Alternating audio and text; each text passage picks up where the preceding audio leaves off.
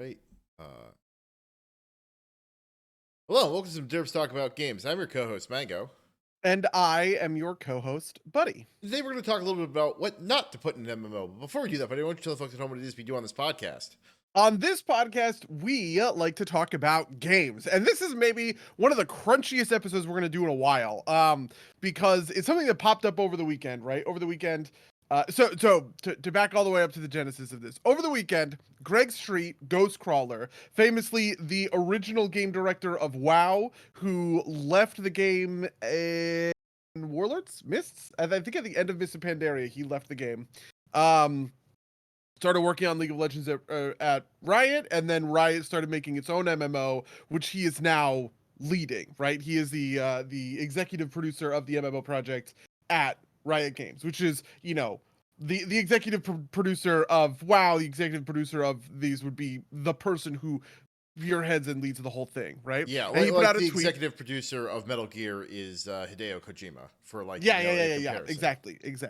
So he put out a tweet that says, "So let's be a little more negative for a moment. Without bashing other games, what features do you not want to see in this MMO that Riot is making?" And received 2,000 responses, 2,840 responses as of this moment that we are starting the podcast. So we're going to talk about some of these and see every single one of them. No, yeah. Yeah, I want to see what really.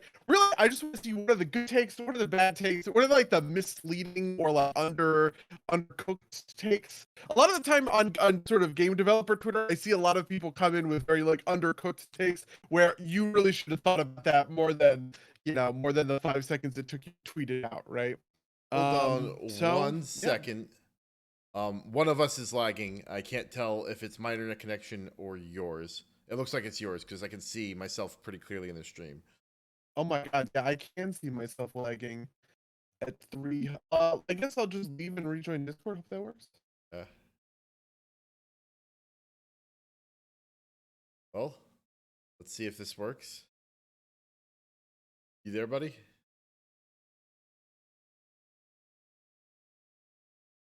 Apparently not. Well, uh, for the what can I talk about without spoiling this? So Riot putting out an MMO.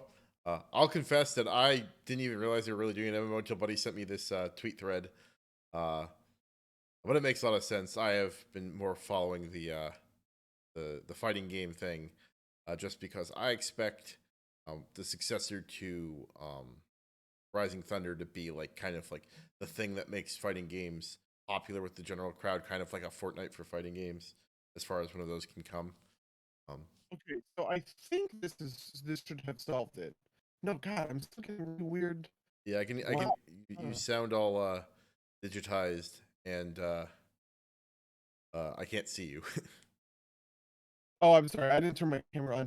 Yeah, I'm just looking on Discord. It's showing me a bad connection. It's showing me like a red connection on like the bar. Is someone in your household is Orion downloading like tons of cat porn or something like that? Yeah, I guess I'll just start closing out of things. I hope that solves it. So some derps do tech support. Yeah, right.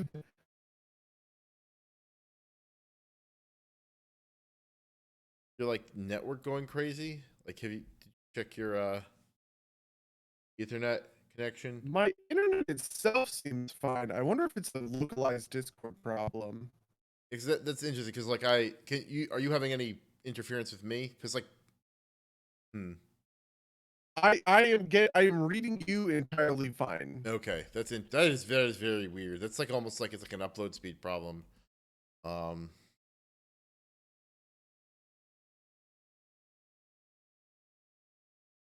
Try talking again. Okay.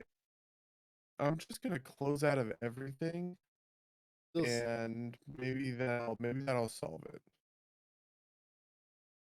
you still sound a little robot-y, but you sound better than you were.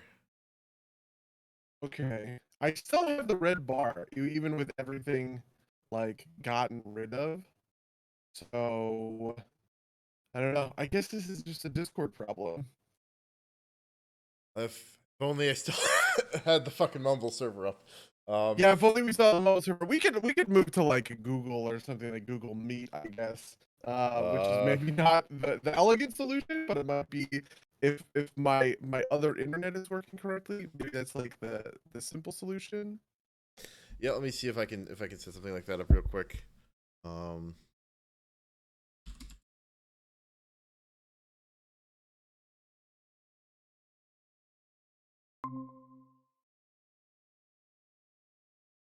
I'm gonna just drop this in Here, I don't know this I've created an instant meeting.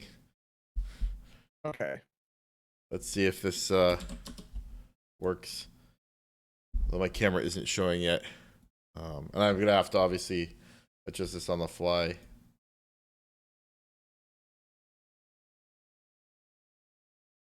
Oh boy, this decided to work. Bear with us, folks. My apologies. Oh, I need to.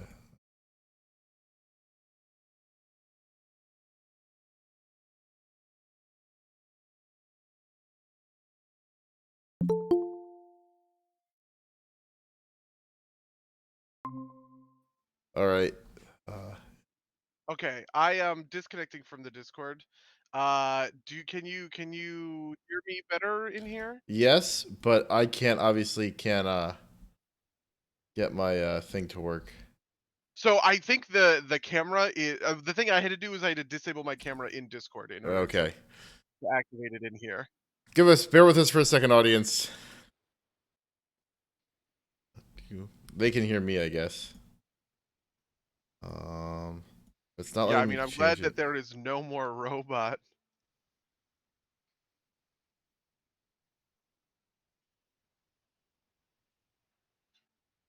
All right. There's me.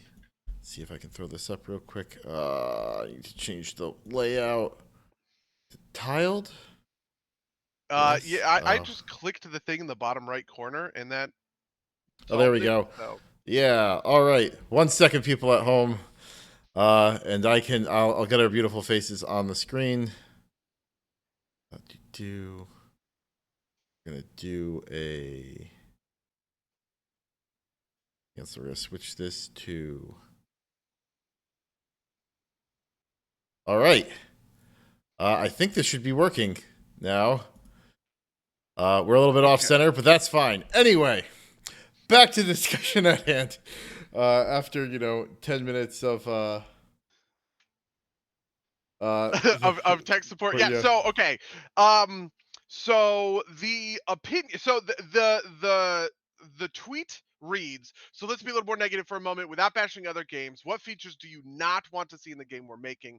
And there's tons of responses. Responses from players. Responses from influencers. Responses from game developers. Right. Like this thread attracted a ton of attention over the weekend, and it has a lot of different sort of thoughts and takes, and I just want to like dig into some of these because I think that they are interesting.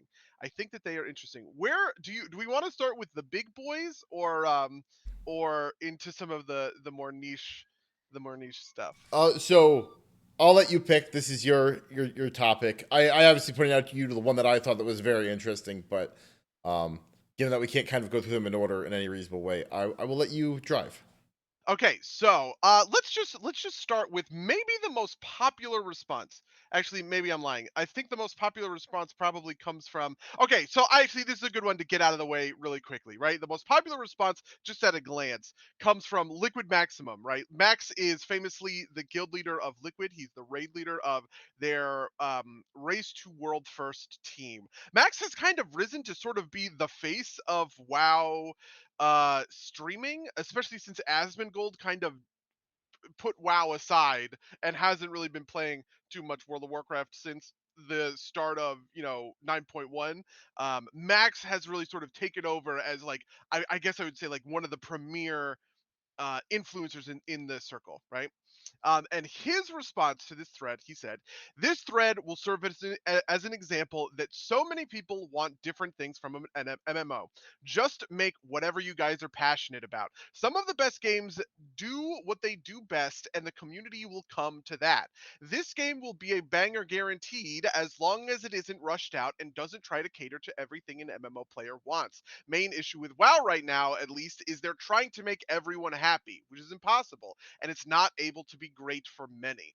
Not a WoW bash, by the way. People play the game for a much more unified reason from '05 to 10. I don't know what that means. But that must be 2005 to 2010. Now it's branched into 15 different things as games have gotten better and more focused, and they're treading water, pleasing them all instead of specializing. And if they specialize like any new game would, they would hard alienate people. It's lose lose for them. Comes with the territory of a game being out for 20 years, right? So this is a sentiment that I've seen kind of all over the place, which is just like, oh, don't, we're just do what you want, do what you're passionate about, right?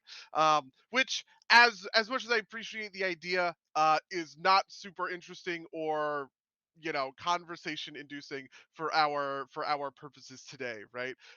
While I think that the Riot MMO is obviously in an interesting place coming from like that set of team with which has Ghostcrawler as its like lead developer or whatever else. I think we can all agree that game devs are passionate about their job, and they will probably make a game that they are in fact passionate about, right? Yeah, Um, I was gonna say, like, we've talked about this on the podcast, but a big part of the reason why game developers are underpaid is because they're so passionate about their jobs that they're willing to be underpaid instead of going into normal industry. Yep, Um, exactly. I do just want to highlight that I think what Max says here is true, right? Which is that a game like WoW is catering to a number of different, sort of sub games, right? There are people who play WoW that are raiders, that are Mythic Plus players, that are PvP players, that are collectors, that are looking for a single player RPG, that are, you know, all of these different sorts of types of people who are playing the game, right? Crafters, economy people, and they're all looking for a different sort of thing out of the game. Um, but I don't really think that answers Ghost Crawler's question, so I'm going to set aside that and other similar responses just so as they I, I I put it aside. I agree with you generally, but I do think there's an interesting thing here to talk about, which is whether or not you know the Riot MMO should specialize in a certain way. And I don't know if I agree with this take, right? That essentially that WoW is treading water because it wants to be everything for everybody, which I think in like some lowercase sense is maybe true, but I also think that part of the appeal of an MMO is being a big tent that like a lot of different people can come into and interact. Like the part of the big draw of MMOs is a social aspect, right? Yep. Um, that's what keeps people coming back in a lot of ways. And I think part of the problem with this particular take is when you specialize, you are inherently narrowing that market, which is fine for certain games. But I have to imagine that the Riot MMO is going to aim for that, like aim to be the WoW killer, right? Yeah, I mean, it is fashionable, obviously, to like bash on WoW, but we can just look at 14, right? 14 is also a Big Ten MMO Yeah. in the sense that it has a raiding scene, it has PvP game modes, it has like dungeon stuff with like leveling in the Palace of the Dead, it has crafting, right? Like it also has a lot of these types of systems. And I also probably would balk at the idea that WoW is treading water because we just came off of the Dragonflight announcement, which is a very back to basics kind of announcement, which seems to suggest that that is in fact what people are kind of looking for, right? That after a couple of expansions of a very ambitious expansion of what the game could and should be, that people are really just looking for a core nugget of the MMO experience. I also think that having different game modes inside of a single game is a good thing, right?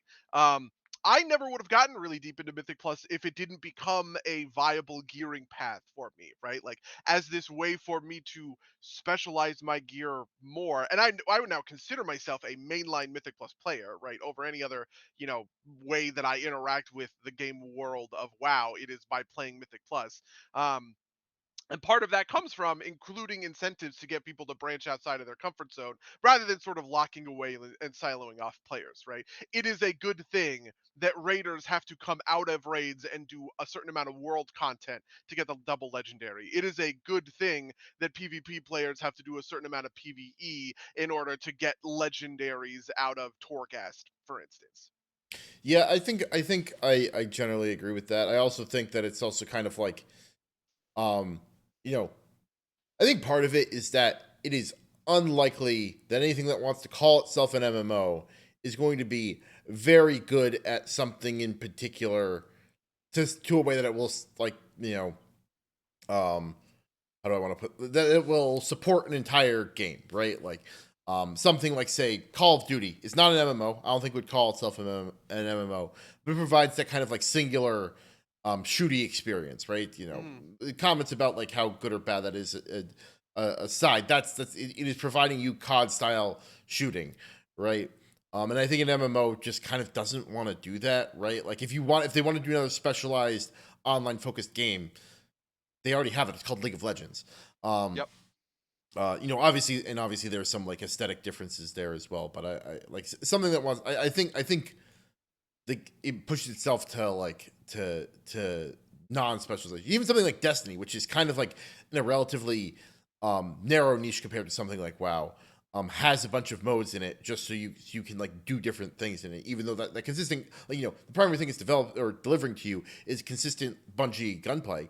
Um, like hit that Halo style gunplay, which I think is fantastic. I think that a large part of the reason that the game survives, but it doesn't try and deliver it to you like it tries to deliver that to you over a variety of modes of play, and in more ways than kind of like a playlist gives you. If that makes sense. Um, Okay. Yeah, so I do want to move to maybe the next most popular tweet in this thread, which comes from Shroud, right? Who's been a streamer for forever. I feel like I've always, like I've seen this name a million times or whatever. Shroud responded and just said one word, leveling, right? To which Ghostcrawler responded, so you don't gain power at all, or you just want the game to start at end game? Shroud eventually responded to this saying, I think gaining power should come from knowledge. I want to be in a world where I can click and create a character. Everything I do has some level of importance and not just a long-winded tutorial. I've talked a lot about this, but I can only convey so much on Twitter, right? Very, very sort of straightforward idea. So an MMO where you essentially start at end game, right? And there is sort of no there's no leveling ramp. What is your basic reaction to the idea of an MMO with no leveling?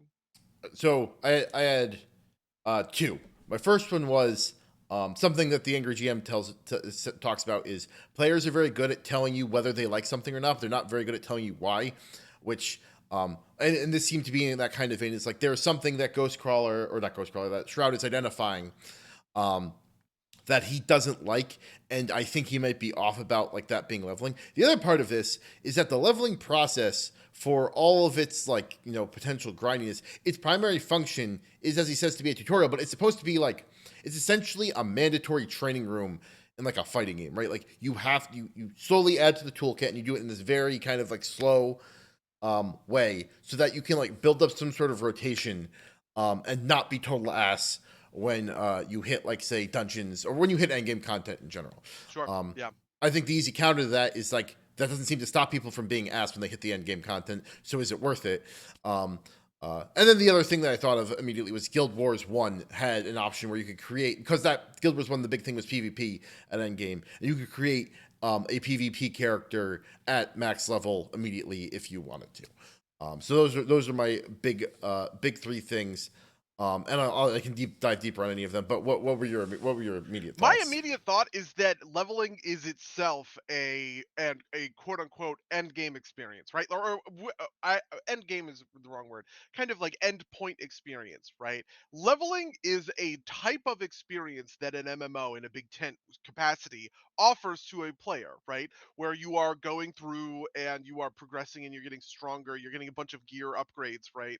Um, and that feels good, and that is a real kind of gameplay loop sort of in and of itself, right?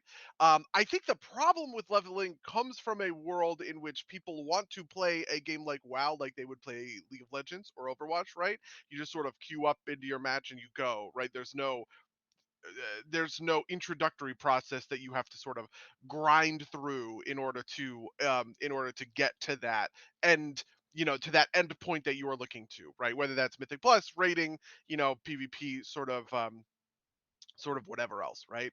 And I do think that leveling has a place as a sort of introductory experience to uh any any individual game or any individual expansion. But I don't know that I've seen a game do leveling well as sort of the content outside of maybe like it's sort of the appeal of WoW Classic is this, right? Where the game is leveling, where really reaching end game is the is the cherry on top of the whole experience. But what most of the experience is driven by is it feels good to complete quests, it feels good to level up, it feels good to get better gear, right? It feels good to get abilities that do better and more powerful things. And so I think I might agree with the underlying assertion that leveling is an unfun piece of the like an unfun piece of the puzzle.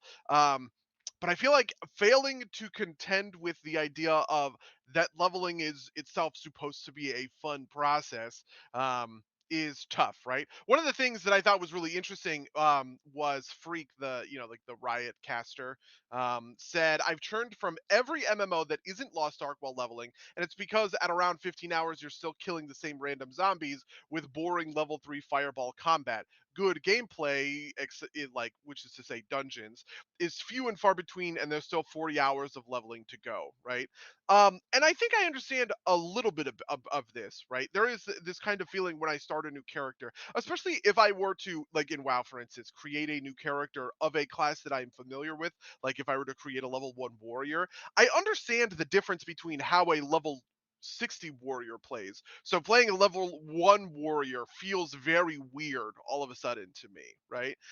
Because I am lacking a lot of the core pieces of that gameplay, and it feels less like I am building a character up and more like I am re-earning stuff that was stripped away from me, if that makes sense, right?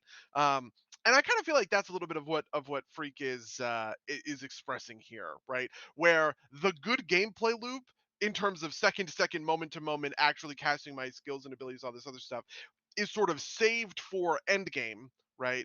And the process of making a leveling experience comes from stripping away pieces from that gameplay loop such that the character now starts in a pretty broken and jank spot and has to re-earn those pieces, step by step over time.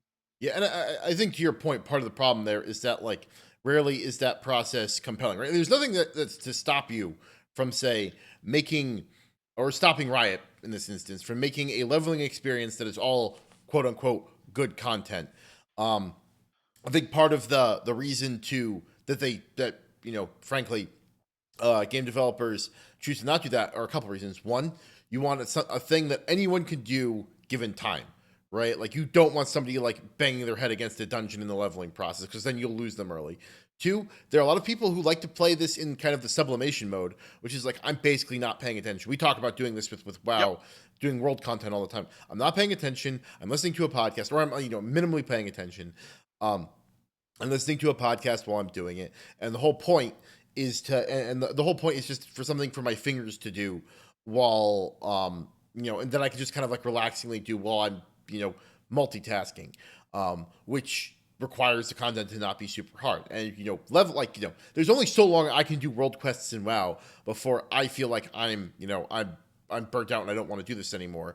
But like leveling is a good way to kind of extend that, right? Leveling a different character. Um, uh, I think another piece of this maybe is that sorry, is that like I said with the kind of the thing you're identifying that maybe you're identifying you're identifying something that you don't like, but you're not necessarily hitting exactly why that is just that like it take like I think the timing component is super important there is how I want to express this, right? Like you were saying, with WoW Classic, right? Like the climb to 60 was super long, right? Like I remember back when I was, in high school and I did my first climb to 60, that was a thing that took weeks, maybe months. And and part of that was that I wasn't playing, 12 hours a day or whatever, because I had school. That was a long process.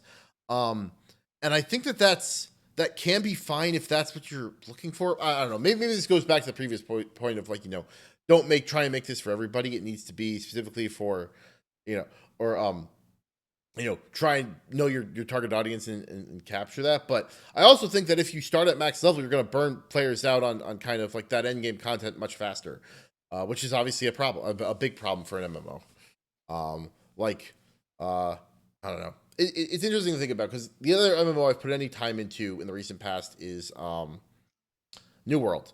And New World, I never hit max level, and but I found the leveling process to be um, fun, right? Like, Mhm. I didn't think it was a huge problem.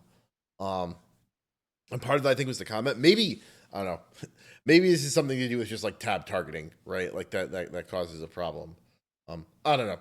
That's a bunch of like stuff I threw out One there. last thing that I want to add in here is that, especially to your feedback point from players, right, where they have a good sense of where their feelings are, but not where they are coming from, right? Is I think that the leveling process is built to give you a sense of progression, right? And players do want a sense of progression, but they don't think they want a sense of progression, if that makes sense, right?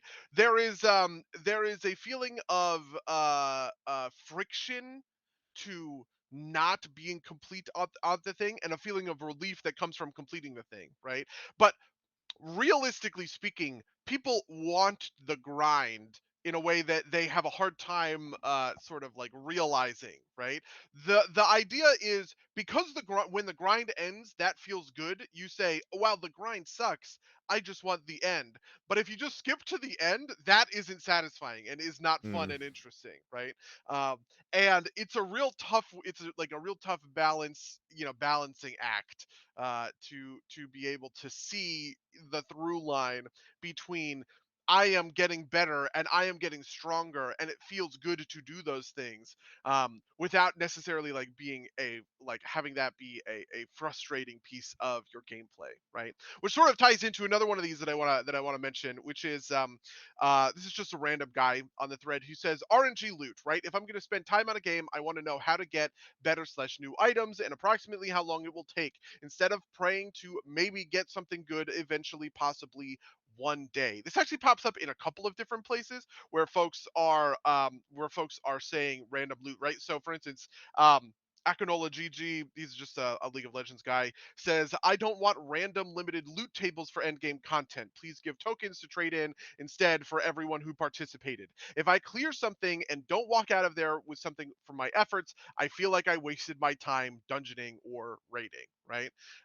Which this one I think is really interesting, because it's the same. It's in my philosophy, it's the same thing happening, right? Cognitively, which is that I actually do think people like random loot, right? Because the feeling of getting something randomly feels better than getting something at that sort of slow and steady pace, right? So, just to science this out, if we were to say you need to kill a boss 5 times, and each time you kill a boss, you get 1 crystal, and with 5 crystals, you can turn it in and get the weapon you want, right?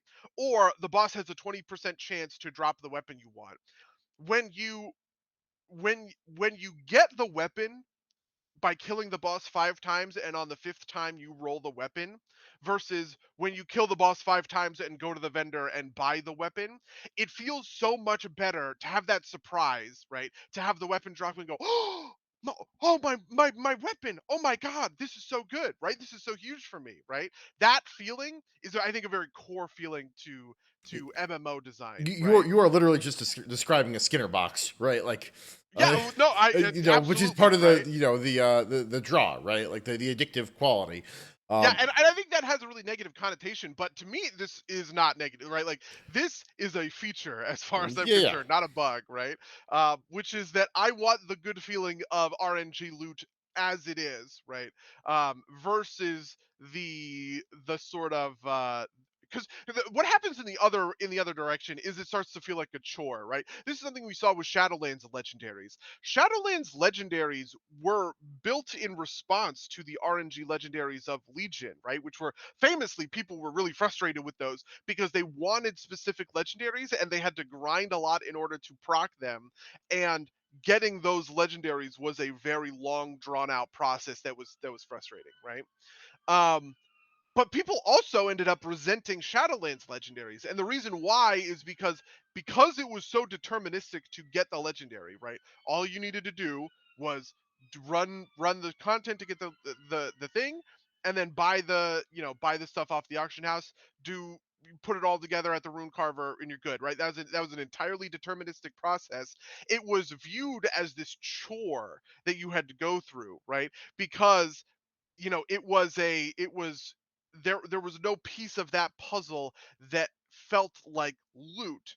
That that whole puzzle felt like the kind of foundational cornerstone of a build, not a capstone piece of a build, right?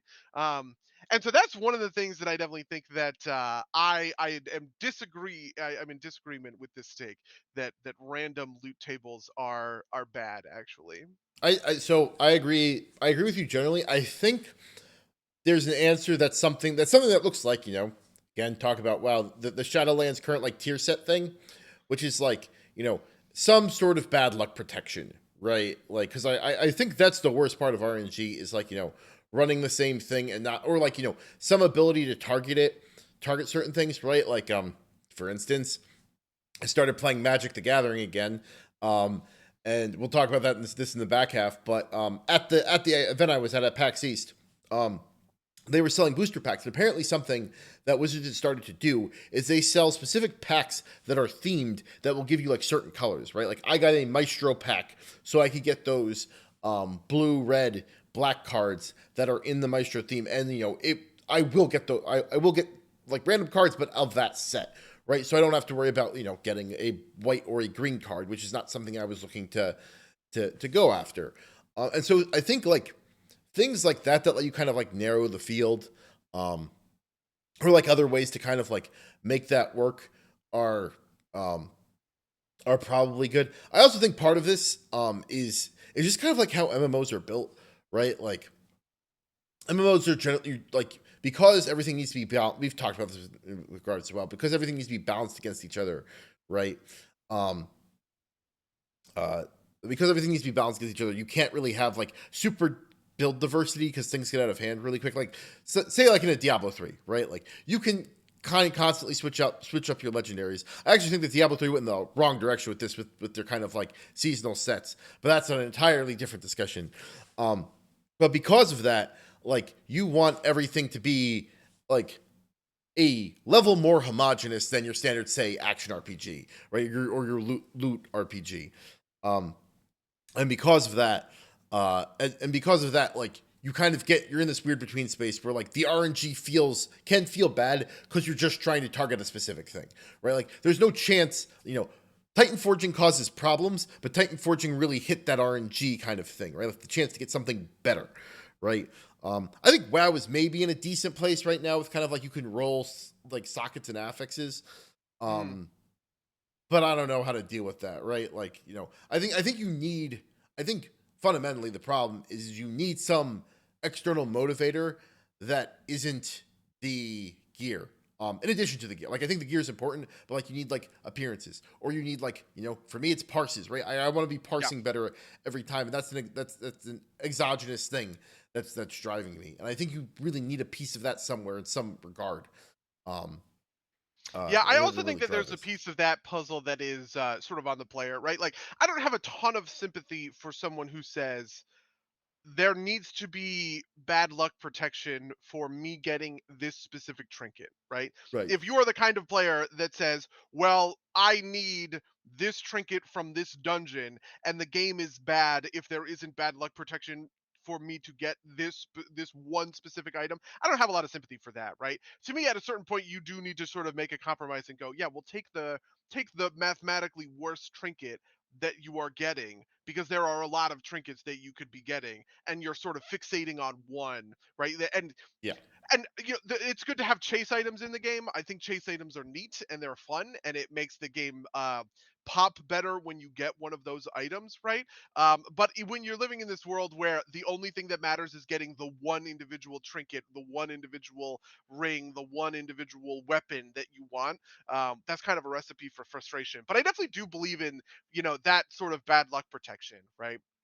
I like the idea that there is always sort of a floor that you can rely on, where even if you are not getting a drop, even if you need bracers more than any fucking thing in the world, you can go do a thing to hard farm bracers and set that piece of your gear up for later, right? Because it does definitely suck to have a piece of eye level 200 loot or whatever, just because you can't get the right slot to roll. Anyway, so to continue on with more takes, this one comes from a game designer on just a completely different game. But she says time limited things that are removed afterwards and can never be earned again.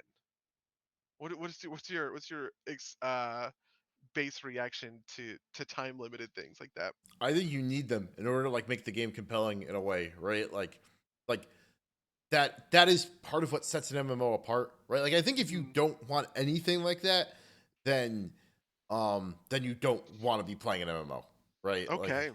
I think there are like I think there are gradations, right? This isn't to say like log in every day or you don't get this special like super cool looking thing, right? Like I think that's too far in the other direction, but like I think you want it to be like I think like ahead of the curve is something you like that's a meaningful thing to try and get with a time limit on it.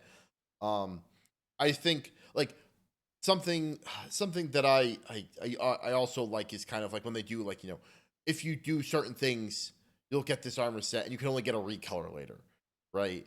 Um, things that like subtly that are a relatively subtle version of kind of this time exclusive content without being super super bad. But I do think you need some amount of it in order for the game to be compelling. What are your thoughts? I do think I agree in some respects, because I also feel a lot of motivation to get ahead of the curve or to get Keystone Master.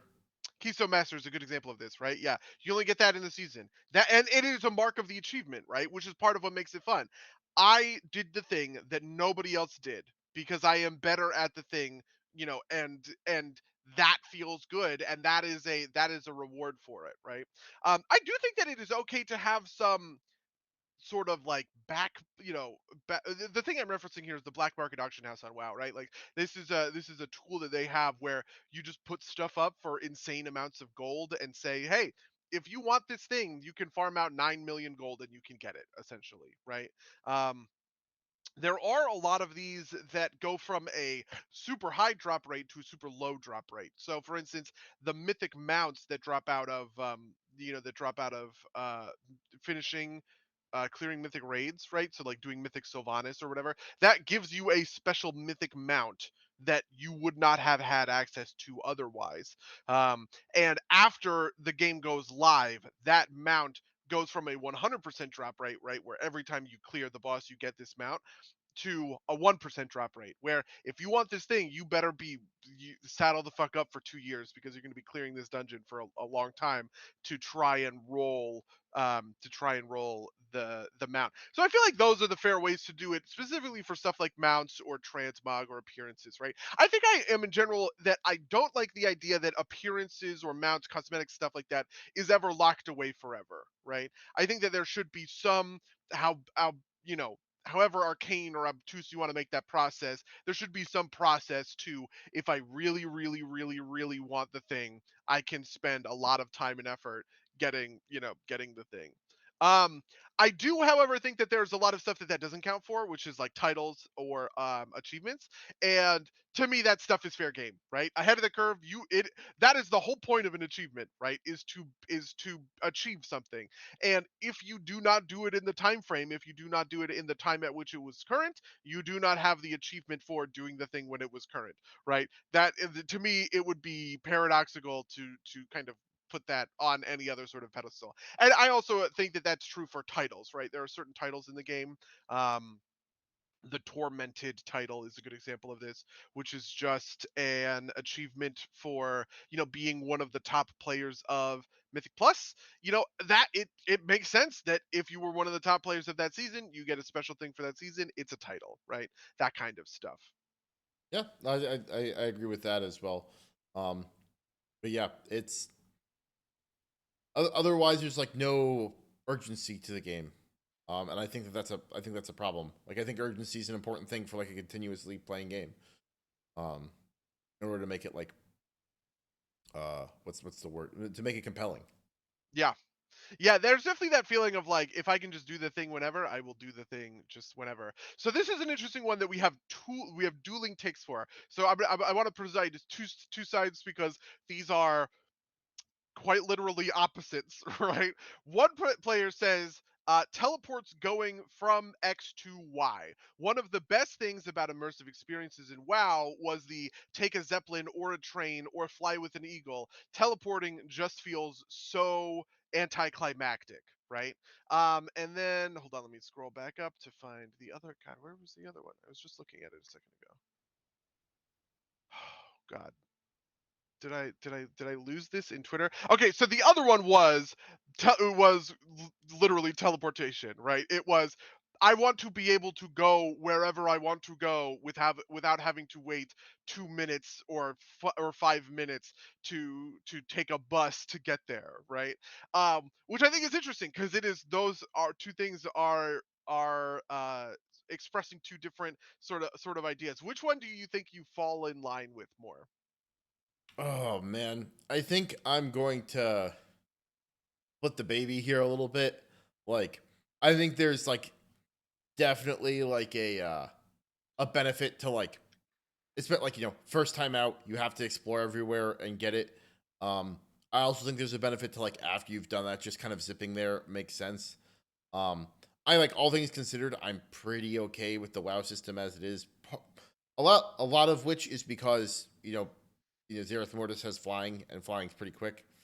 Um, I also kind of like the Guild Wars 2 system where like you have to walk to somewhere to unlock a point, but at that point you can just teleport there. Um, yeah, I think that's my base reaction is like, I don't think there's any situation where like, put in X, Y, and teleport exactly there makes sense.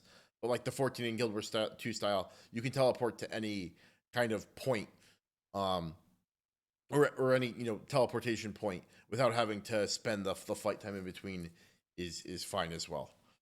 That makes sense. Mhm.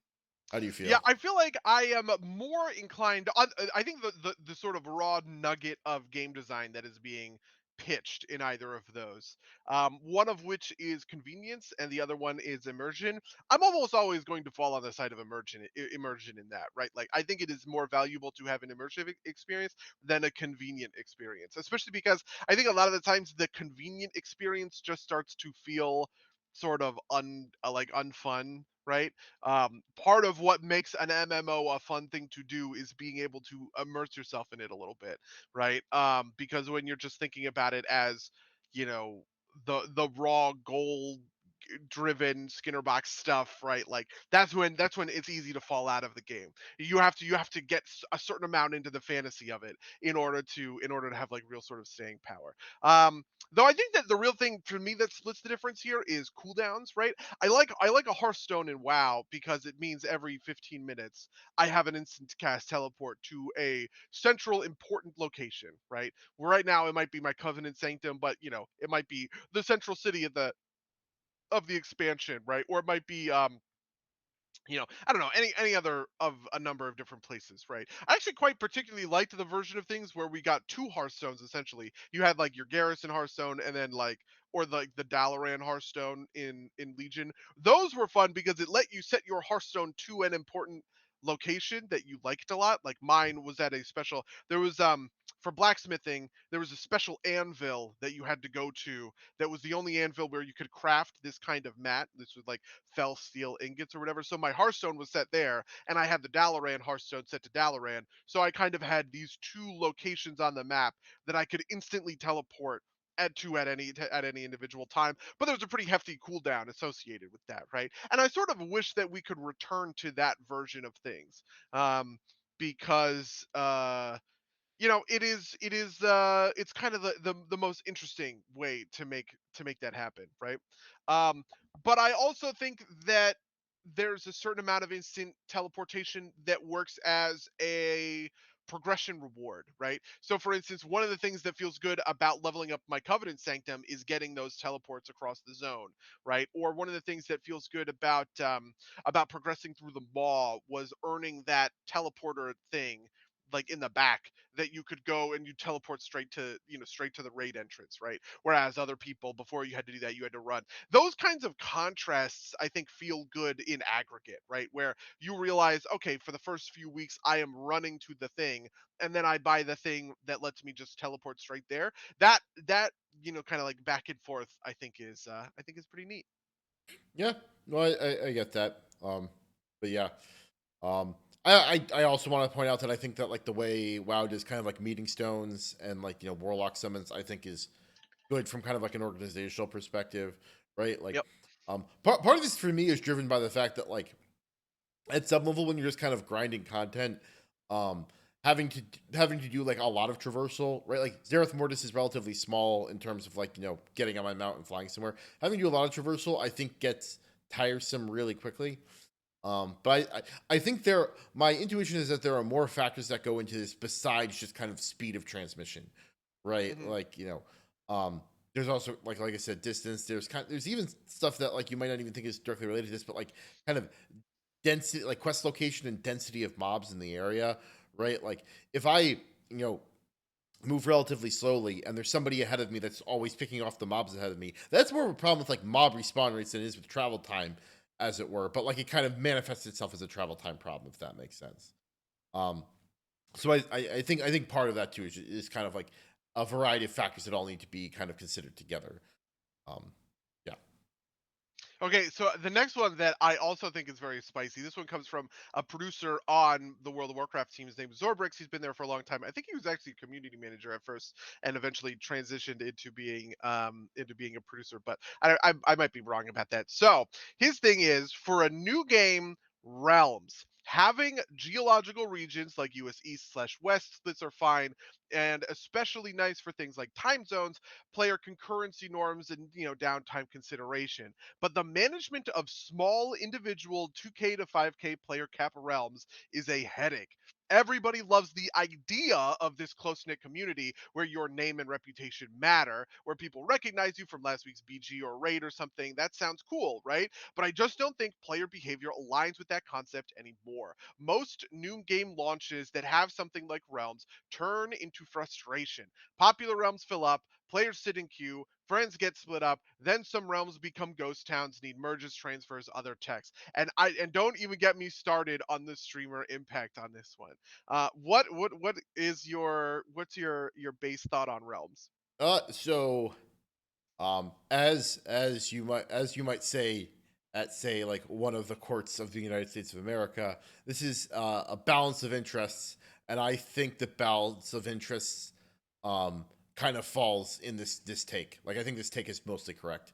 I think that like I think it's less. I'd be a little bit more charitable than like everybody likes the idea of it. I think those things are valuable, but I don't think they're more valuable than being able to play the game easily, right? Because like along with having small realms, you need things like like an intentionally bad LFG system, right? Like part of that like reputation building is sitting in town and being like spamming like LF1M healer for dungeon, right? For like half an hour before you get to do the content, which builds fulfill helps to fulfill that reputational role, but doesn't is a negative effect on the game otherwise. And in an era where like you have access to all that instances, I think that has to fall by the wayside. And I don't think there's any good way around it. um yeah. Yeah, I definitely feel that, especially with just the numbers on which these things launch, right? To me, the one that is the toughest about it is really the launch day, sort of, right? Like, I mean, maybe this just comes from my background working on 14, right? But just the amount of population that you see on an XFAQ or a patch launch, where all of these people are coming back, they're all trying to flood through, the gate or whatever. I just feel like I would much rather have a situation where I have a big broad system that can handle that load rather than these very like tightly, kind of constrained um sorts of interactions, right? Though I guess I sort of think that the it's interesting that you mention the intentionally like obtuse uh dungeon like group finding system, because I do think that is a piece of it, but that also has like a lot of like knock-on effects, I guess I would Sure. say. Um which is maybe just like a good reason to transition.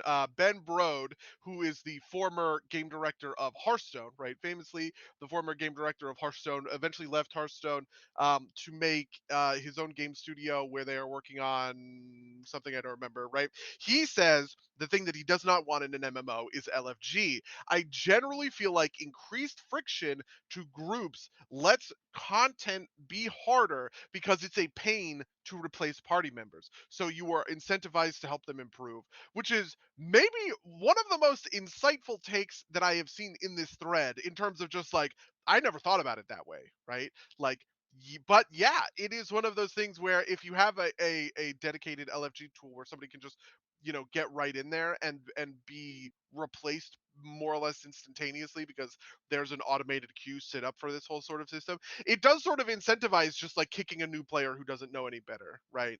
um or just immediately replacing someone as soon as you get a better, like a better kind of applicant, right? Like those sorts of interactions, which I do sort of think are kind of negative.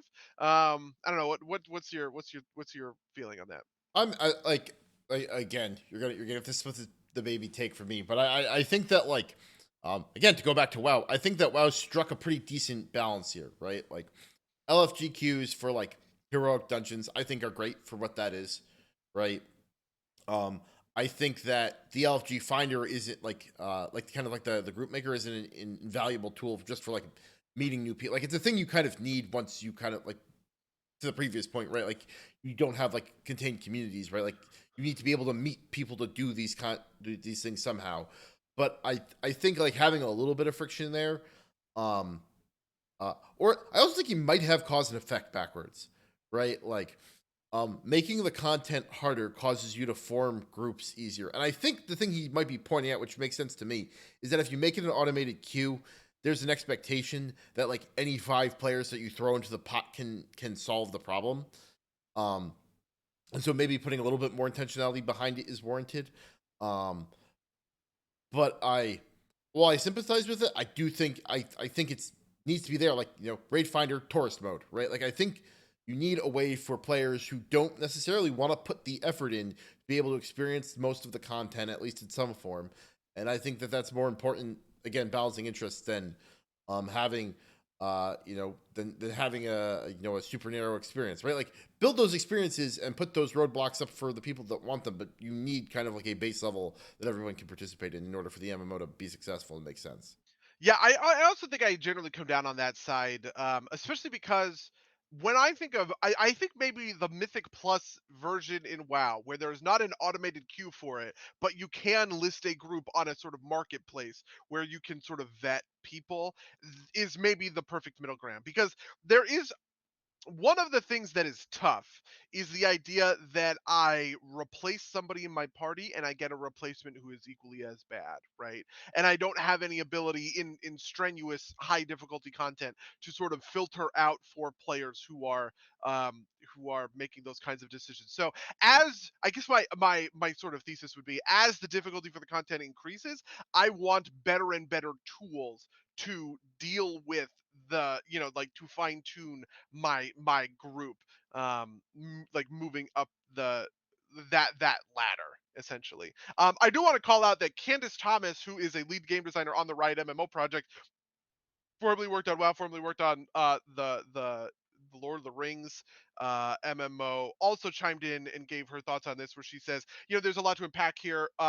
There's a couple of pieces: initially finding party members, the content difficulty, and backfilling people who drop slash investment. Candace is a big fan of a tool that lets people create a party as opposed to just finding random people and mashing them together for traditional MMO content, right? Which is more or less what I'm sort of describing with this, like the M plus version, right? Right. This isn't an automated tool, but it is something that easily lets me create a party. I think that giving people the option of people who can surround themselves with is important for community building and makes people invest in each other in a more meaningful way. What I don't like is gatekeeping or being unnecessarily exclusionary. This is a hard balance to strike. Players should have a tool to find one another, but I'm not sure the LFG tool is exactly it. Keep in mind, some content is good for and actually made better by having random buddies mashed together a lot of the LFG tool, things like Battle Royale, Fall Guys Among Us, right? Like those are all of that kind of content is much better for having an automated queue system.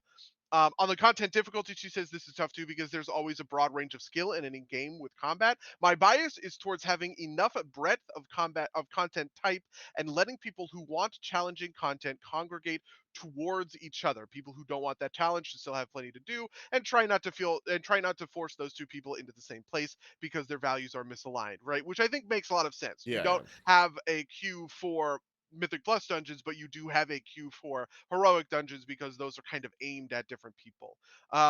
When it comes to backfilling, she just talks about backfilling undermines the need for a team to stick together and finish something out. It decreases investment in your party members, but especially if you don't have any investment in the first place, you didn't get to pick. The key is to get that initial investment going, right? Get people aligned around the goals, forgive one another when things go poorly, and reward everyone for their times, even if things don't, work out. So I feel like that is maybe one of the most complicated answers, just because like it really is a tough one to navigate in sort of the modern game space. Yeah, I agree. Um, I think I generally agree with that take. So it's a tough thing to do, but Okay. The last one that I wanted to we maybe do two more, but the last one that I wanted to bring up are come from Ixar, who is the game director for Hearthstone, like the current game director for Hearthstone. The first thing that he says is no add-ons. They have become the biggest barrier to entry for me. Feel like I can't play without them, but hate updating them. And that includes no third-party access to logs. I want no websites with simulated DPS rankings or tier lists based on scrubs of mass user data, which is in fact a very spicy take. What yeah. do you think about that? Um, I mean, I disagree because that's the thing that I want to strive for, right? Like, Mhm. um, I want to be able to like see how I rank against people, right? Like that's like a way that I enjoy playing the game. Um, I think the thing that he's pointing to, which is like kind of people being dicks about it, essentially, to party members if you're not parsing high enough um, you know, is a real problem. But again, balance of interest. I think like third party, whatever. Like if they want to build the tools inside the game for me to do that, I'm happy with that too. But I really like kind of like the Warcraft log style of get my DPS meter, see how I'm doing, and compare myself to other players of the same general type, because then I can see how I'm doing, right? I can see how well I'm doing. And if Mhm. I don't have that, like then a lot of the interest for me falls away, right? Like I'm trying to maximize my performance. Um, Yeah, but I also think that it's complicated because he says third party. I right, do agree that there should be no first party access to this stuff, right? Which is to say that I really don't like the idea of a native DPS meter in WoW. I think that would be very bad. Or similarly, I think it would also be very bad for there to be Warcraft logs inside of WoW's gameplay, right? Like imagine you could bring up an interface in WoW that was just Warcraft logs, right? Like it was natively supported right, um, into the game. I think that would be awful. I think that would be a huge problem that I would really be against. But because those things are third party, because they are add-ons, to me they are, like they're kind of off limits in a way, right? Like I really don't know that I think that anybody should restrict players from cultivating an experience with the game in the way that they want it to cultivate it, right? And like yeah, I guess I sympathize to the idea that that creates a meta, that creates all of these sorts of hang on, sort of tacked on effects along those sorts of lines. But I definitely, I don't know, from the, it feels very bad to me to say that third-party stuff is off limits for the game, because that is the player's purview, right? It's not in the game natively. Everyone doesn't have to interact with this. Only the players who opt in do, and that feels very fair to me. I honestly, I don't think I agree with you. I think that having it be first party would be fine. My kind of view on Really? this is that if people are gonna be dicks, they're gonna be dicks no matter what, right? Like, and at least from my perspective, at least if you have a logging tool, you have something objective to point at, right? Because I think the type of person who's gonna yell at you over not parsing well enough, the same type of person who's gonna yell at you because they think you're not parsing well enough, and that's worse if you can't prove it either way, right? Like, um. So I get what you're saying, and I'm not super 100% hardcore committed to it, but I just don't think that it makes that much of a difference. So to be clear, I don't think that it would be better like, to me this is not a moderation issue, right? Okay, Or which is to say that it is a moderation issue in the sense that yes, people being dicks to each other is bad, but people being dicks to each other is a problem to be sorted out by good moderation, not a problem to be dealt with in first principles by gameplay mechanics, essentially, right? Like, right, the person who is going to yell at you because your DPS is bad is probably going to yell at you even if he doesn't have a DPS meter, right. because he's a dick, right? And dicks are going to be assholes, right? Like, that's the way that things are going to work. Dicks are going to be assholes. What that quote me on that? 2022, Buddy Solo, right? The real thing I'm describing is this adoption of parsing and parse gameplay as a first party, experience that WoW is supporting, right? I don't mind that, like, a Warcraft designer explained this on the forums recently. People were talking about how it really sucks to have power infusion in the game because power infusion really warps logs, right? If you are a player who gets power infusion, your logs are going to be way better than somebody else's logs, right? These are called external buffs. Your logs are going to be better than other people's logs, and so it's impossible to parse against a group that has a bunch of priests funneling power infusion into, this one guy or whatever. And the thing that the designer said is something that I really agree with, which he said was, parsing is an external goal that players create for themselves, right? Not that we as designers create for you. The goal that we create for you is kill the boss, right? Can you kill the boss? If yes, you get loot. If no, sucks to suck, right? um the additional goal of parse well is something that is totally fine for players to adopt for themselves, but is not something that we want to design for, right? We want to design kill the boss as the goal, not parse well as the goal, right? And that's what I mean when I say it should not be adopted first party, right? I feel like if you bring in DPS meters, if you bring in Warcraft logs first party, you are now assuming the responsibility to design the game around those features, which I think would be bad, right? Okay, so I can agree with that on kind of like Yeah, philosophically, I don't have a problem with it being first party, but practically, I see what you're saying, right? yeah, Because like then you, if WoW, as an example, were to adopt logs first party, then they would probably want to split out power infusion as like a property of the casting person, and that's on them to do that engineering work, right? As opposed to Warcraft logs, who can make those decisions as they want to, right? So yeah. I agree with you from a practical perspective. I don't have the kind of philosophical, like I don't think, yeah, okay, I agree with you. I'll just leave it at that. Okay. The other thing that I just want to touch on, because I think it's neat, the other thing that XR said was a controversial opinion: no PvP scaling or PvP specific gear. Let players who slayed the giant dragon and got the giant dragon sword have a gear advantage. Fairness is boring. Fancy gear should matter everywhere. How do you feel about that? Honestly, I kind of agree. Just because like I think that's like so something I think that Destiny does well is it has a normalized mode, which is like the standard PvP, and it's got Iron Banner, which is slight levels matter. And I think that's a good kind of compromise, right? Because like I do think that there's something to that idea. Um, I also think that like when your PvP experience doesn't match your PvE experience, like at least in kind of like tenor, that there's a problem there. The obvious problem is that if you do that, then like the power power creep is a problem, or like kind of like these importance of best in slot stuff matters a lot more, which I think is not as good. But Yeah, and uh, then you have the frustration of I'm an arena player who's forced to Mythic Raid Right. because I need, the giant dragon sword and I hate Mythic raiding, that kind of a thing. Yeah, I mean, I am definitively pro PvP gear. I think gear is important to PvP. I think templating sucks, and I have never liked it in any iteration of WoW. And I also think that players don't like it in WoW, at least like they might say they like it, but I feel like they psychologically that's not true. It reminds me of the thing that God, what was the Jeff Kaplan said about Overwatch, right? Where he says players say they want a fair match, but what they want is to win matches that are hard, right? Like they want to win matches that are close. They do not want to win 50% of the time, right? And part of what fuels that in WoW's situation is that feeling of gearing up and getting more and more PvP gear, right? Like there is that feeling of, okay, I have earned enough whatever conquest points to buy my PvP axe, and my PvP axe is really good, and I'm going to stomp faces with my PvP axe.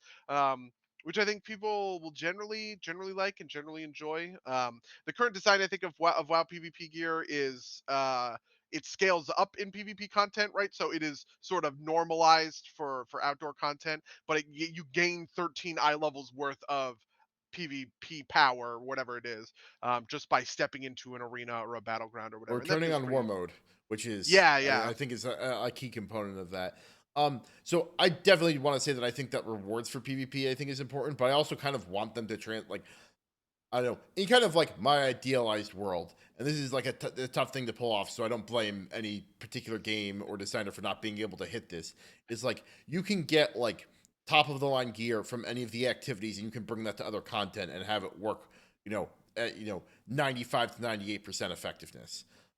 The problem, of course, is that like one of them is going to hit 102% effectiveness, and then everybody's going to have to go do that thing if they hit that particular activity. But I think that that's like more kind of a player problem than it is a designer problem. But I Yep. get it.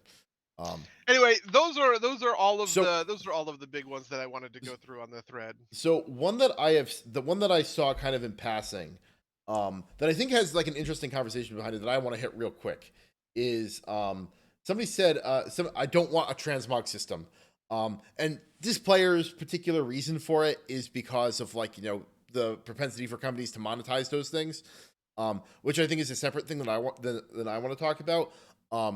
There's something I have heard in the past is that transmog can be a problem because it kind of disguises player legibility, right? Like something that Destiny does is it lets you transmog your armor, but your guns don't change. Like you can color them, but you can't change their models because you want that legibility from a kind of a competitive standpoint. Do you have any deeper thoughts on that?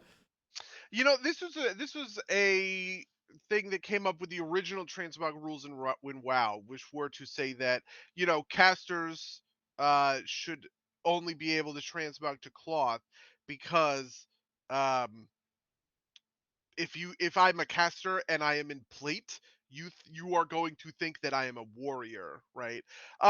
And to me, that is never really like held up in practice in like real sorts of terms. To be honest, like I think there is something to silhouetting, right? Something that happens in skin design in League of Legends or in Overwatch, any of those games, is that like the silhouette of your character, right? Like the at a glance of your character, no matter what skin they're wearing, I need to be able to see, oh, that's Yasuo. Oh, that's, you know, whoever, Winston, right? At just at a glance. Even if you have some crazy skin that does whatever, right? If I have the robot Winston skin that turns into a fucking robot or whatever, I still need to be able to see at a glance that he is Winston.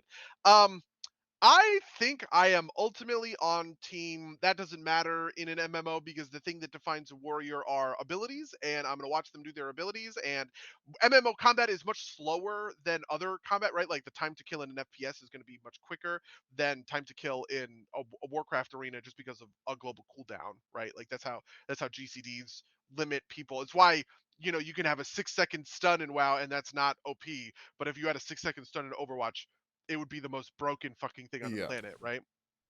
Um, and if you have a longer time to kill, it is easier to snap recognize these things because you are watching. Oh, this guy put frost shock on me. therefore he's a shaman. You know what I mean? And therefore I don't really think that transmog matters from that kind of like legibility perspective. I feel like some of these things do matter in form, if not necessarily in that sort of function. For instance, I don't like the idea that I can transmog off of um like a two-handed weapon, right? I think it would be bad if, as an arms warrior, I could transmog my two-handed weapon to a sword and shield, right? Because fundamentally, I'm not doing sword and shield stuff. I'm doing two-handed weapon stuff, right? Um, and so I sort of think that you shouldn't be able to transmog away from sort of basic weapon types. If you are wielding a two-hander, if you're wielding two one-handers, if you're wielding a staff as a caster, right? Like all of those things should be unique. But you know, I feel like if a plate character could transmog into cloth, that probably would not bother me all that much. If a cloth plate character could transmog into leather, especially because they've introduced a lot of armor agnostic transmogs, right? You know, like there's the necromancer robes for Maldraxxus. You can transmog that across any armor type. You know, it's a robe, it's cloth, it looks pretty clothy. I feel like anybody would look at that and go, that's a, you know, like that's a caster, right? So yeah, I don't know. That's sort of my overall take on transmog. No, that makes a lot of sense, and I think I generally agree with it. Um, yeah, uh, yeah. No, I don't know if I got anything deeper there, but you know, uh, given that we said that'd be the last one, how's your week been? Hey, you know, how has my week been? I've been playing a lot of BattleTech. I've been playing, you know, a reasonable amount of WoW, I guess at least for me. And just kind of been, I don't know. Oh, you know, so a big thing that I've been playing is I did another board game night. Did I tell you about Arcadia Quest I when I believe you played this did. a couple of weeks ago? Yeah, we played another round of Arcadia Quest, which was neat because we actually continued our characters, right? Which is the thing I have always done in these board games, but never actually followed through on, which is we ended the game, we wrote down everybody's essentially position, right, on a sheet of paper, and then we picked up from that position, right? How many games of I diplomacy was gonna have say, we like, yeah, you we're know, still gonna continue that Gen Con yeah. 2016 diplomacy game. Yeah, I mean, you know, like it's like the fantasy, but yeah, we have actually we sat back down and we did it. I continue to win games as Arcadia Quest, which I honestly feel a little bit bad about because I sort of fucked people over much harder in our last game. Warren Warren did this thing where he ran a guy through, you know, like a bunch of enemies and he took a bunch of damage, and he got right in front of a quest objective, right? And he had one health, and I had a guy like my wizard essentially with line of sight, um, and uh, and I was just like, I attack your dude. He has one health. He's right in front of the quest objective, and I killed him obviously because he had one health. It was not that hard to kill him, and I was just sitting there like, I feel bad about this, right? Like Warren spent like 5 turns doing all this stuff to get to the quest objective, and I just sniped him across the map, right? But it's also just like it's the Yeah, mechanics. that's the That's game. what's fair, right? Yeah, exactly. I also did a similar thing where Rachel went to a place and made an incredible OP combo, right? Which is there was a character that says when you attack a flanked ally, um, you know, one of the rules in Arcadia Quest is every time you use an attack, that attack is exhausted. You can't use it again until you rest, right? But there's a guy that says when you attack a flanked ally, you don't exhaust your attack. And the attack he had was called Astral Strike, right? Which is a you can attack a unit that is not in melee with you, but in melee with another, you know, like another member of your team, which is definitionally flanking them, right? So she had an infinite attack combo that nobody could ever react to because or like that like the monsters, the PvE monsters could never react to because the guy isn't in melee, right? The guy is across the map, but he keeps using this astral strike, right? And he's hitting from across the way. And she took out these two really huge, really scary mobs with these astral strikes, and then I snuck my dwarf in and I snagged the quest objective that those guys were guarding. And she was like, buddy, what the fuck? You know, which was degenerate and fun. The dwarf character that I was running was also very degenerate and fun because his thing is if he rolls defense die, right, like he deals wounds based on blocking damage, right? So the thing I was doing with him was triggering lots of essentially attacks of opportunity and then blocking all of that damage because I overloaded him on defense. So he was running past guys and then they would kill themselves on their own attacks, essentially. Um, until that didn't work out because I rolled really poorly and my dwarf got one shot, which was which was not great, which was not super fun. I don't know. This has been a really neat experience. The we are close to the end game. I think we have two more maps. Because like each one is like a 45-minute Mm. round, right, where you arrange the maps in a certain configuration. We have two more of them, I'm pretty sure, before we hit the very final map with the final boss. And I guess I don't know, maybe sometime in later this month or next month we'll get around to it. Anyway, what have you been up to? What's your life like? Well, speaking of degenerate and fun, I've been playing Magic the Gathering. Oh, Um, gross. yeah, I jumped on Arena and I bought a bunch of packs, and I am playing a. I'm so this new set is like Roaring Twenties themed. You might like the previous set, which is Kamigawa and like neon cyberpunk themed. Yeah, I have heard that I would love Kamigawa because they do ninjas, right? Which is Yes. my favorite thing in WoW, or I'm sorry, in Magic, and I need to go buy a bunch of the ninja cards, including a ninja planeswalker, which I think is neat. So Yeah. yeah. So that's so I am playing. I'm primarily playing in the streets of New Capenna stuff. I'm picking up stuff as it goes. Things that I have learned about as I've been playing is that that Arena has this format called Alchemy, which I think is just them trying to do Hearthstone style like balance adjustments, which I think is neat. But obviously not replicable on paper. Um, Hmm. I'm playing this kind of like crappy, but fun thrown together Maestro deck. Maestro being the blue, black, red clan in Streets of New Capenna.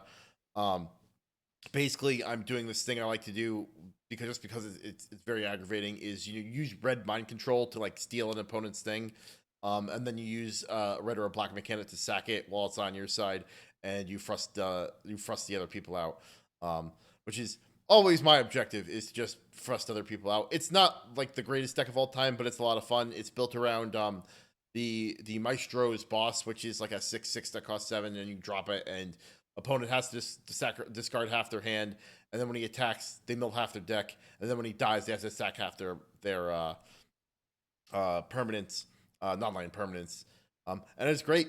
I rarely ever actually get that card out, but like Hmm. lots of little dumb tricks that I use to kind of like uh, jump around with stuff, and I've been enjoying it a lot.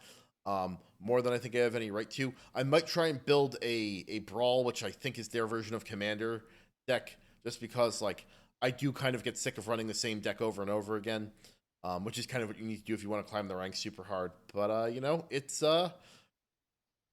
it's been a good time. Other than that, I have been playing a moderate amount of WoW, ticked up slightly because I wanted to get more of the ciphers so I could like finish out those ciphers. Like I've gotten everything except for the stuff that comes out of the chests, and that'll be like a nice grind Hmm. for the end game.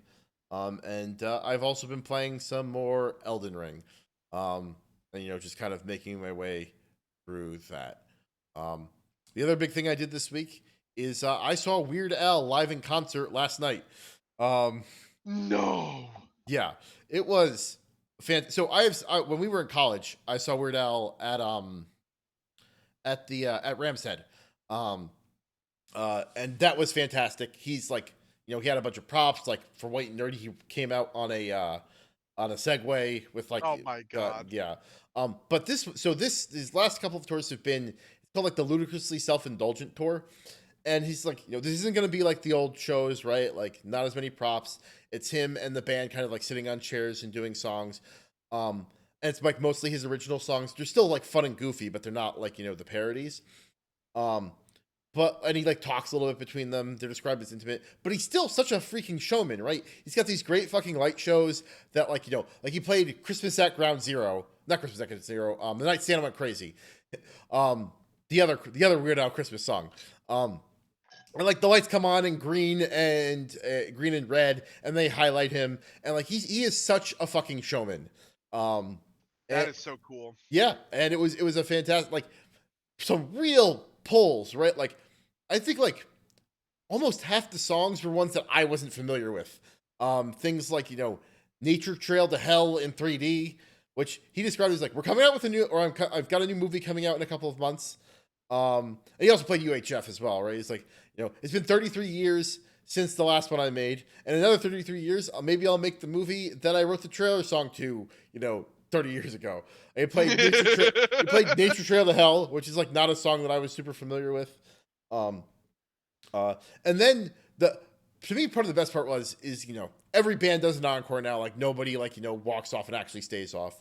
Yeah. So he did kind of like he stands on the side of the stage, like very, very, conspicuously checking his phone and like looking at us cheering. He's like, no. But then he comes back out and he says, all right, everybody shout what song you want to hear now. Right. And so, like, 1, 2, 3, just a bunch of noise. He says, what was that? China Grove by the Doobie Brothers? He just plays China Grove by the Doobie Brothers. He just does China Grove by the Doobie Brothers. And then the final song of the night after that was, he did basically like a remix medley of like some of his most famous songs. Like it starts out with this like very calm, chimey, almost lounge music-y sounding thing. And he says, then he sings, we've been spending most our lives living in an Amish paradise, right? Like it's just so fucking fantastic. Like, like 10 minutes of just kind of remix, which climaxes in fucking Yoda, like the parody of Lola. And it was a fantastic concert. I highly recommend Weird Al to everybody out there if you can see him live in concert. That sounds amazing, and I'm incredibly jealous. They're on tour for a Wow. while. You might be able to catch them still. I don't know where they are on their tour, but I honestly, I was like, I opened up Facebook for some reason I can't comprehend, and it popped up. He's like, we still got some seats left. Like he made a post. I looked at it, and it said the show in my town or nearby was sold out, and I clicked on it, and there were a couple seats left. So I managed to snag a last minute seat. But yeah, that was Free in Vegas in June. Ooh, LA on June 18th and June 19th. consider it. Yeah, I kind of want to do this now. To be honest, I might actually make a pitch for Weird Al. Let's go! Wow, God, he is touring everywhere, and then Yes. he's back in September of the same year. What the fuck? Yes, Jackie Chan opera singer. We were talking about Weird Al, the Weird Al concert. I went yesterday and it was fantastic. So, if I don't know if he's headed down your direction anytime soon, but if he is, I highly recommend it. But yeah, that was my week.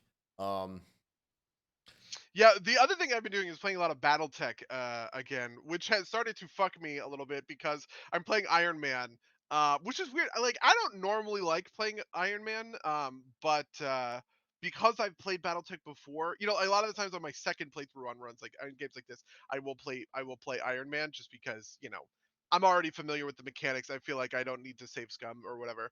And I have been actually sort of fucked by Iron Man mode. Like I have come very close to losing my run twice now. Just because like man, losing battles in BattleTech is incredibly painful. And there are certain battle types that are just like, yep, this won't matter for anyone. But I just want to say to you, in the spirit of, if any of you are listening to this and are thinking, man, BattleTech is fun. First of all, it is, and it's a good game. Do not ever believe the fucking lies on the assassinate mission.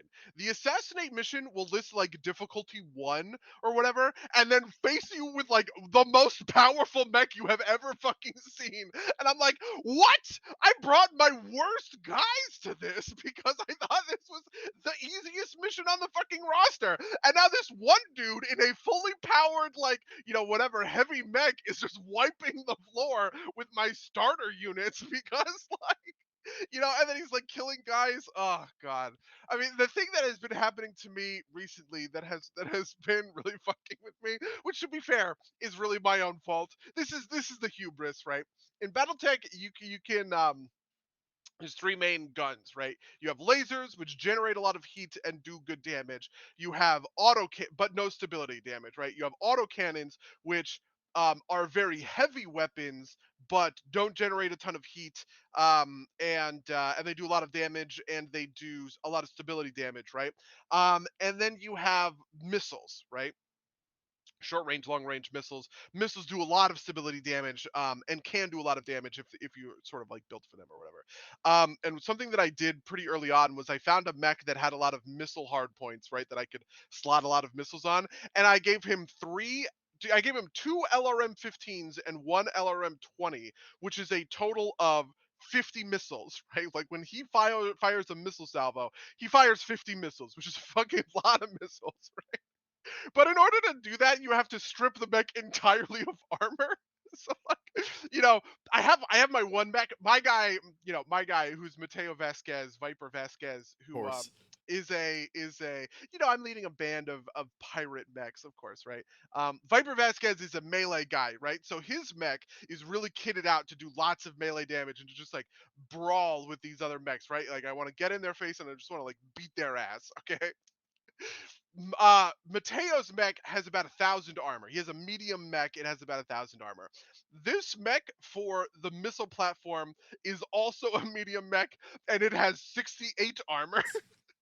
Because I've just literally stripped the entire thing of armor, which is very fun. Because the good thing about missiles is you can do indirect fire, right? As long as I am in range, like as long as one of my other mechs is in range and I can see it through them, I can fire on that target, right? So what happens is Mateo gets all up in their grill and is like beat sticking them, and then from across the mountain there's a huge salvo of like 50 missiles that come in, right? But the problem is if anyone even just looks at that mech, it's gone, right? Like it's dead as a doornail. And this happened to me twice where I kitted out a guy who is an incredibly good gunner and an incredibly good, it's called tactics, right? It's one of the stats. The tactics stat is used to decrease the indirect fire penalty. So if you are firing from across the mountain, your chance to hit is higher. And he's just wrecking people. We're just like clearing maps like the easiest fucking thing. And then I get into this one assassination mission I thought was the easiest shit. And the assassination missions, they always have like an escort or something, right? Another group of mechs. So I'm up there, I'm fighting with this group of mechs, and then out of fucking downtown, this huge assault mech like comes around the mountain and is like, "See ya, motherfucker," and just like beats the shit out of this missile thing, kills my pilot, absolutely trashes the mech so that I'm gonna have to spend, 25 days repairing the thing. And I was just like, I cannot believe this fucking happened to me, right? And then I rebuilt that mech with the exact same specifications, retrained a new pilot to do the same thing, and just last night, basically the same thing happened, except for this time it was a set of reinforcements. Because sometimes you'll be in a battle, right? This one was for a convoy, where the whole thing is you have to keep up with a convoy of vehicles that are like moving down a road or whatever. And so I have my three fastest mechs in here running after these vehicles, and I have my Griffin in the back, and the Griffin is just like salvos, destroying all these fucking cars. Then in the middle of the battle, a series of reinforcements arrive, like a reinforcement drop, putting four new mechs on the battlefield right next to the Griffin, and they immediately axe before I can even do anything with the Griffin and completely total the thing and kill the pilot again. I was just like, this is bullshit, man. I don't want to deal with this. This is fucking, like this is so dumb. Did you uninstall BattleTech and reinstall Elden Ring? You know what's funny? I didn't even uninstall Battle. You know what? Actually, the real insult to injury is that the very next mission that I fought against, right, was another assassination mission that would have killed Viper Vasquez if he was not the main character and he was literally immune to death. It put him in the hospital for 120 days though, which was an assassination mission where I just kept getting absolutely fucking destroyed by these missiles. I was like, who the fuck is shooting me with missiles? And it turns out the guy in the super powerful mech was in an assault tier mech, which is the highest tier of mech, right? It was an assault tier mech that had two LRM-20s mounted on both of its arms, and it was all the way in the back in the corner of the battlefield. I was like, how do I get there? How do I kill this thing? It's shredding me with these missiles. He killed 2 of my guys and totaled 3 of my mechs, but I fucking got him in the end. I tell you what, Mango. Oh, Sounds fun. yeah, I don't know what else. It's just the story. That's just the story of BattleTech, I Yeah, guess. makes a lot of sense. I don't know. I probably got similar stories from like Crusader Kings 3 of like, other bullshit that happened. Games with like a lot of procedural generation that are good for these kinds of stories. Yeah. Um, yeah. Well, I don't know. Do we do a couple more minutes since we had to like switch broadcasting? Yeah, I guess we could do a couple more minutes. God, what else has been going on? Huh. As a former Square Enix employee, how do you feel about Square selling off? I think it was Crystal Dynamics and somebody else. Yeah, like all of its Western studios, Crystal Yeah, Dynamics, Eidos, right? Which is crazy because like Eidos was like a huge deal, right? yeah. And they're basically selling it off for pennies, right? They sold it for $300,000, right? Really, I didn't realize it was that cheap. It was insanely cheap. I was like, I cannot fucking believe this.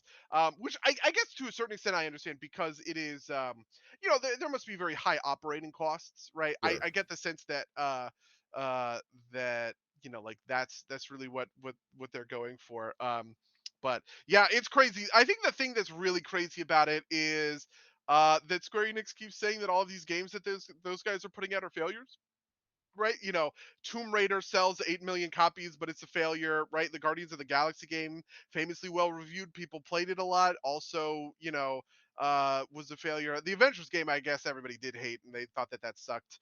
But that was also sort of a failure, which was just like a crazy thing to me. I was like, how the fuck can Square Enix not turn profits with this stuff? Because it seems like so straightforward. The, But the discourse I had heard around some of these things was that like essentially they would like put out like they go for the Tomb Raider game expecting it to sell like Call of Duty, and it would sell like not like Call of Duty but still very well, but like not enough to like meet their expectations. Um, like I mean, obviously this is all like kind of rumor and like hearsay, but I've heard that the only reason Final Fantasy 14 hasn't been like um has essentially suffered like the curse of the investors is that it's already so successful that like Yoshi P can just kind of be like, no, let me keep doing this and leave me alone. Because like I think it's a Square game. Is Babylon's Fall? It's like the platinum game that like they commissioned that like is like some gas nightmare that no one's playing at all. Um, it's like got platinum combat, but it's set up like a gas and it's like not doing well at all, and like it's like not fun to play. Um, it's like a game that like basically they knew was going to fail, so they didn't get any advertisement about it. Um, wow, yeah, I have never even fucking seen this, but I guess I'm now looking yeah, at it. Yeah. yeah, no, I Yeah, I'm actually not super surprised to hear that. I mean, like Square has famously had these kinds of issues. When I was working there, there were a couple of years where it just felt like Final Fantasy 14 was like propping up the entire company, right? Like, I I guess think Final that's Fantasy I don't 15 think that also was like sold felt pretty like I well. think that's like true that like Final Fantasy 14 was propping up the entire company. Yeah, Uh, well, yeah, I mean, fair enough. Yeah, the thing I think I feel good about is that the new studio Embrace? I think it's called Embracer Group. So yeah, the new group is called Embracer Group. they're like a big conglomerate, right? That like no one's ever heard of. Uh, Yeah, and they have been like going for IP for a long time. They've been picking up a lot of they've been acquiring a lot of IP. Um, like this is the thing that they're known for. I'm trying to think. Yeah, okay, so they picked up the remains of THQ when THQ sort of folded. They grabbed all of those games. And I feel like that's, pretty good in general, right? Like they talk about how the thing that they like about Square Enix is like the value of this IP and they kind of want it to stick around, right? They mentioned Deus Ex um and Tomb Raider as these are cool IPs that we want to do more with, which is better than honestly, it's better than some publisher acquisitions, right? Like the typical EA acquisition model of getting scooped up and then getting axed, right? Or the Activision acquisition model where you get bought and then you are making Call of Duties. So Yeah.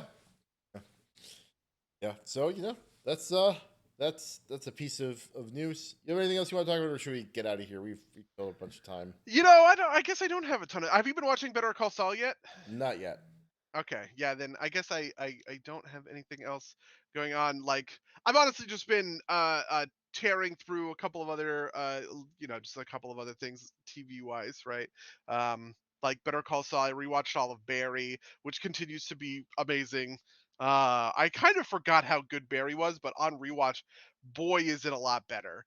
There's some really meticulous plotting going on where like things from honestly small like it's one of those shows where very small details early on pay off later in ways that you don't expect or think about. And I only ever saw that stuff because I like sat down and I binged it. Oh, one more thing I wanted to ask you about. How have you heard about this Netflix news? Oh, Like what the password part or the like the the note? Boss Baby part, they Oh, lost a bunch of subscribers and then shuttered their like whole animation division, and told their animation division that the expectation for numbers that they should get is Boss Baby numbers. That Boss Baby is the best animation that they have on the Netflix platform, which they don't even produce. They license it from DreamWorks, which everyone was clowning on all weekend on Twitter. I mean, so what the interesting thing I've heard about this, because this seems like it's in the same vein of kind of like we're gonna start introducing ads, we're gonna like crack down on password sharing. Is that content is still king, right? Like Netflix Mm. had a first mover advantage, but it failed to kind of like it had some hit series, but like it a lot of its value is from like licensed content, and that's been going by the wayside steadily as people spin off more platforms. Um, and so there's only so much you can do with it. Um, you know, by the way, something that I didn't realize is the phrase "content is king" was coined by Bill Gates. Really? Yeah, or at least in in like the internet context, it was like, Wow.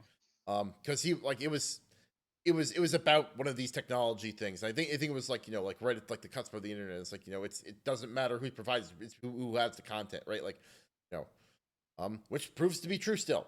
Um, Yeah, you I know, mean, I definitely agree with that. I think I spent more time watching Hulu and HBO Max than any other streaming platform in recent weeks, right? Like, I feel like I'm very rarely on Netflix. Like, what was the last thing that I did on Netflix? and the last thing I watched on Netflix is I like popped on a James A. Caster thing.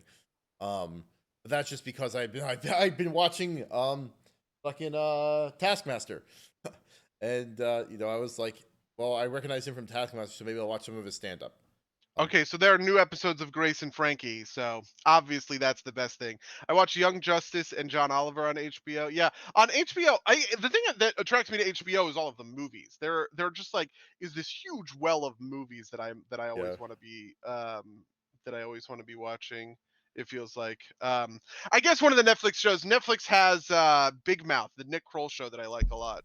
Um, so that's not nothing, I guess. yeah, yeah. But yeah, I think we should wrap it now then. Yeah, I feel like we're done. All right. Well, if you'd like to email us about what any of the things any of the things that we talked about on this podcast, you email us at somedirtsplaygames@gmail.com or podcast@somedirtsplaygames.com. You can follow us at twitch.tv/somedirtsplaygames if these go out live. Sometimes with technical difficulties. Rate review us on anywhere you find podcasts.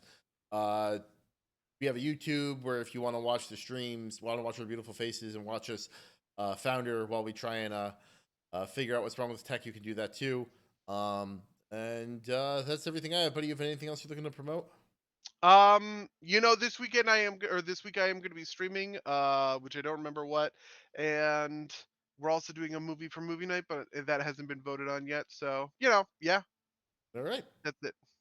Well, in that case, until next time, dear listeners. Until next time, loyal listeners.